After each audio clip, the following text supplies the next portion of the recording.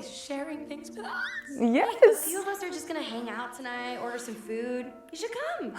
Ooh, receiving that external validation. Really? So this is a moment where anxiety gets reinforced even more because Riley perceives the invitation from Val and the team as a direct reward for her anxiety-driven behavior. Not only was she praised by Val for waking up early in training, but now she's being included socially, which further validates the anxious narrative that if I'm part of the team, I won't be alone. This creates a feedback loop. Anxiety-driven behavior leads to external validation and then to social reward. This moment is dangerous because it teaches Riley that suppressing her emotions and adhering to anxiety's high standards can earn her both praise and acceptance. It encourages her to continue down this path where she believes the key to fitting in and succeeding lies in not only meeting unrealistic expectations, right, but people-pleasing others. The tricky part of it all is that this type of behavior is somewhat normalized in our society, especially in the United States, based at least on my experience with clients. People are praised for pushing themselves to the limit to the point we have to start actual campaigns reminding people to check in with their friends. Yet those friends pushed themselves to the limit too, so now who's checking on who? It's like we're taught to keep driving until we're on empty instead of being taught to slow down and check on our own tank. That's why self-awareness and self-regulation are so important to learn as skill sets. I bet anxiety would know how long. Okay, you really need to stop that fear. There's this very interesting thing that keeps happening, which is this continuous comparison between joy and anxiety, specifically from fear's side. And I think this is meant to symbolize how anxiety has taken on a larger, more dominant role in Riley's emotional life as she enters her teen years. But wait, there's more. This shift also highlights how emotional dynamics change as we grow older. The other emotions now trust anxiety more in navigating complex situations because it provides a sense of control and foresight, things that joy cannot offer in the same way. Joy represents being present and positive, but anxiety represents caution and preparedness, which in the context of growing up becomes much more valuable for dealing with life's challenges. That's why it's so hard to find the balance between living in the moment and anticipating and controlling the future. We can't take the tube back, Joy. Oh. Someone has to be at the console to recall us. She's right, we'd be stranded. Yeah, there you go. You see, Joy's plan doesn't really take into account the future. That's the main difference between her and anxiety. Go back to headquarters, and at the right moment, bring us back. Oh no. Not me. Well, Yes, actually. Walkie-talkies. Here. Check, check, check. Can you hear me? I gotta press the button. Go for Joy. Copy that. Over. Wow, she resembles anxiety so much here. Did you see that? I can't do it. I'm not strong like you are. Yes, you are, Sadness. You are strong. I can't give you specific examples right now, but you got this. And this is why joy is better than anxiety, you see, because at least it encourages the other emotions. So I think there's a reason why Sadness is sent to the headquarters and not anyone else. Sadness has this quiet, observant nature that lets her step back and really see how the new emotions operate without the impulse to control or judge. Unlike any other emotion who jumps in with their own agendas, Sadness can take it all in and understand how each emotion contributes to Riley's evolving inner world. She's not trying to fix things or direct Riley's responses, she just watches, absorbs, and makes space for whatever needs to happen. This lets Sadness catch subtleties that joy or anxiety might miss in their rush to control outcomes. In a way, Sadness becomes this wise witness of Riley's ego restructuring, patiently tracking the messy growth, knowing that when the time comes, she'll know what to make Riley sad about. And also the fact that the primary emotions are all outside of the headquarters makes me think this might be a nudge to the hidden work of ego restructuring that happens beneath the surface, out of our conscious awareness. When we're going through something transformative, like Riley is, we're often not aware of the full scope of what is happening. So the old sense of self is stripped away, but the subconscious is already rebuilding, laying down plans, reassessing priorities, and preparing a new foundation. Want one? We hate those things. I They hate taste those like things too. cardboard. We can't say no to Val. Yeah, of course you can! Who says? Whatever, Valley. Okay, well, that's a great plan. I think you're really in the zone. Take the wheel. I'll be right back. Yeah, in the zone of people pleasing. You care too much about things.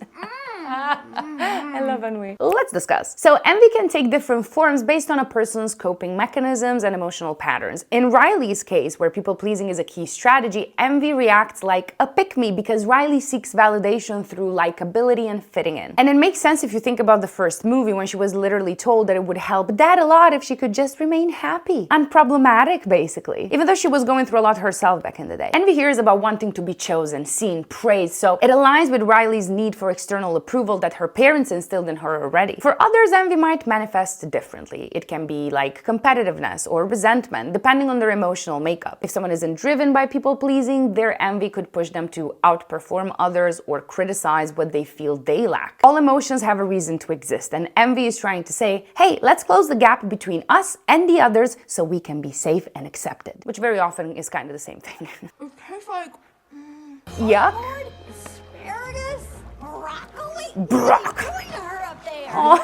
Okay, follow me closely. Riley eats something she dislikes to fit in with Val, driven by envy, which is under the influence of anxiety. Complicated, eh? That's why emotional regulation and processing is so important, because dismissing these behaviors as simple envy or simple anxiety would be inaccurate and unfair towards yourself, which is what self-neglect is actually. That's what loving oneself means, by the way, choosing to do what's uncomfortable to make sure you don't subject yourself to unfairness, injustice, judgment, etc., etc. This is relevant because the more you neglect yourself, the more you feel under torture. And in fact, Joy's reaction, "What are they doing to her up there?" reflects how inauthentic behavior always comes with emotional cost. Remember, when you lie to yourself or others, you're forcing yourself into situations that could be avoided if you stay true to who you are. Okay, so what are you yeah, you're building a new Riley, right. All based on anxiety, I guess, right? So, if I'm good at hockey, I'll have friends. there you go. Another if. Right. Pretend we get the joke. No. Well, it happens to the best of us. Michigan. Who's your favorite band? Band and sing? Get up and glow! They're so right. Awesome. Get up and glow! I was all over them in middle school. Serious? Yeah. What's with the attitude, girl? We need a band they think is cool. No, Not it's we actually okay. like. Please. All everything we know about music. We have to know one cool song, right? Triple them gum. Oh, that's perfect. Yeah, an earworm. But I mean, you don't still like Get Up and Go. Girl, what's your problem?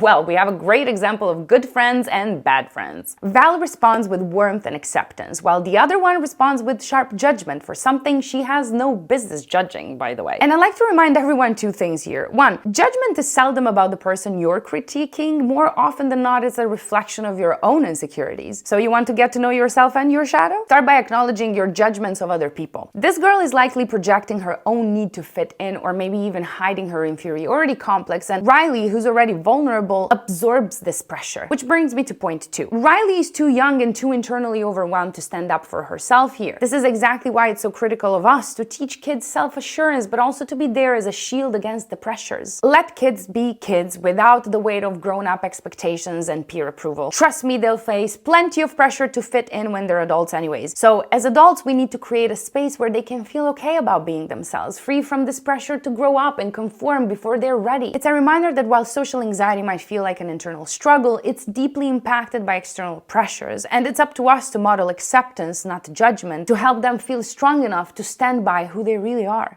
What do we do? If we don't like their music, we have nothing to offer. Just, Pardon, excusez-moi. I've been waiting my whole life for this very moment. what do you mean? What are you... Oh yeah, I love Get Up and Glow. Love Get Up and Glow. Wow, this is very clever. Not only sarcasm is interrupting the stream of consciousness, but it's a defense mechanism. What is that? That's a sarcasm. Leave it open for miles. Awesome. Really?